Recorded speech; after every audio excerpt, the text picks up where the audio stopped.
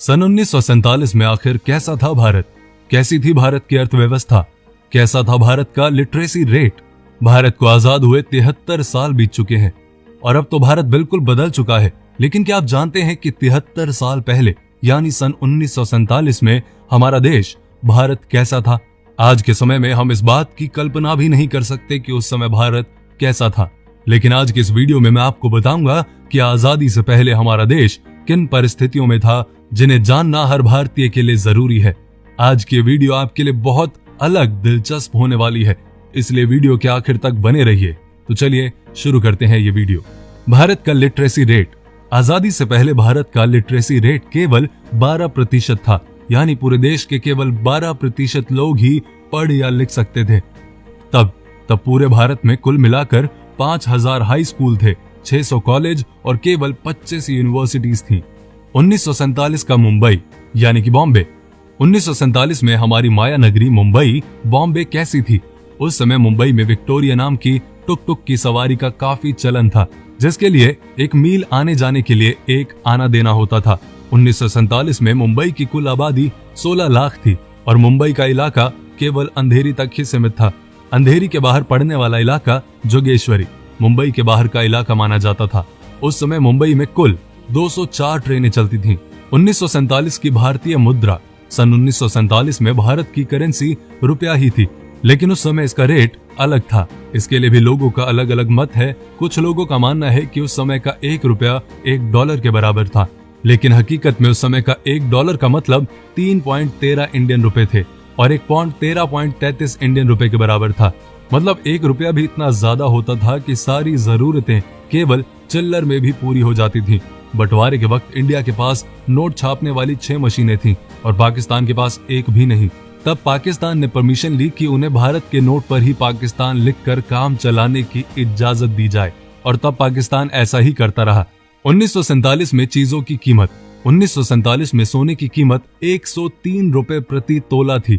आपकी जानकारी के लिए बता दूं कि सोने की ये कीमत विश्व युद्ध के बाद बढ़ा दी गई थी। विश्व युद्ध से पहले सोने की कीमत केवल 39 रुपए थी।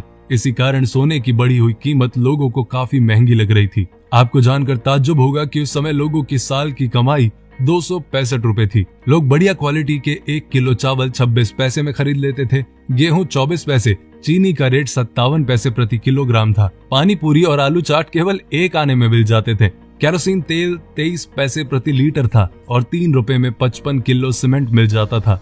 1947 की भारतीय रेलवे। भारत में पहली बार जो ट्रेन चली वो 20 डब्बों वाली ट्रेन थी, जिसके अंदर 3 इंजन लगाए गए थे। ये ट्रेन 16 अप्रैल 1853 के दिन मुंबई के बोरी बंदर से ठाणे के बीच का सफर तय करती थी। ये ट्रेन 33 किलोमीटर का सफर 75 मिनट में तय करती थी।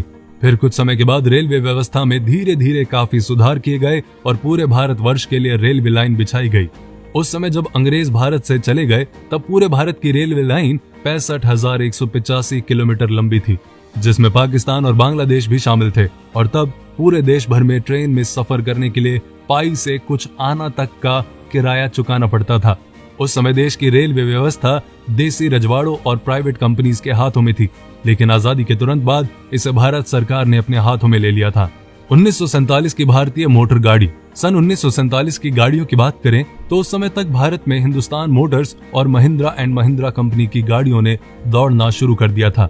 आपको जानकर हैरानी होगी कि उस समय पेट्रोल की कीमत मात्र 41 पैसे प्रति लीटर थी। उस समय की बस ओपन डबल डेकर और सिंगल डेकर हुआ करती थी, जिसके लिए मात्र 4 आना किराया देना होता था।